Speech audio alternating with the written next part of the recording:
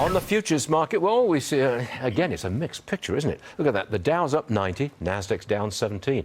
You can expect volatility when the banking crisis continues, and it still hasn't really wound down at all. It's with us this morning. Keith is with us. Keith Fitz, that would be. I want to know, what's your advice to the retail investor in a situation like this? You sit on your hands and do nothing? What do you do?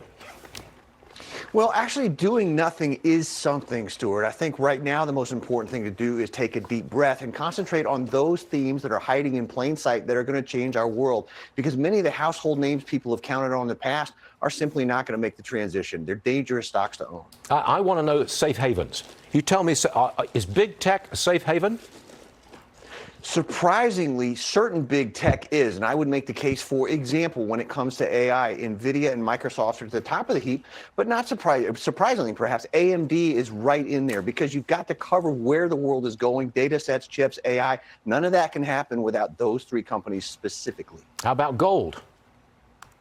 You know, it's an interesting one. Gold is going to be a hedge against the dollar. It's not necessarily going to be a hedge against inflation like it's billed, in sort of late night TV commercials, for lack of a better descriptor. It is something I believe every investor should own at the moment. Gold mining shares, GLD, the ETF, or actual gold coins? I think gold, the bullion, gold, the asset, not the mining shares, because they face many of the same inflationary challenges that conventional businesses do. Their cost of labor, their supply chains, all of those things are going up. It's harder to get the gold out of the ground. I prefer to deal with the stuff that's already out.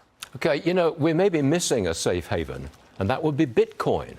I mean, I noticed that Bitcoin's gone straight up in the last, 2 weeks? And we're looking at $28,000 per coin as of this morning. Do you think it's a safe haven? I don't think it's a safe haven per se as we use that term traditionally. I think it's an interesting play. Much of the volatility that's fear-based has shifted back into it, but the potential for manipulation still remains extremely high. The FTX situation has not even gotten to court yet, and that's going to come clear when all the depositions hit. Real fast, what happens to the market if on Wednesday afternoon Jay Powell announces a 25 basis point rate hike? What happens? Rate hike, I think he's going to go on. That's absolutely baked into the cake already. But on the other hand, if he announces a pause or a pivot, it's going to be a rip your face off rally. Wow. Rip your face off rally if he does nothing. I don't know what the response is if he raises a quarter point. All right, Keith, we'll cross that bridge when we get to it, right? All right, thanks, Keith. Yes, we will. Hi, it's Keith here. Thanks for checking out today's highlight clip.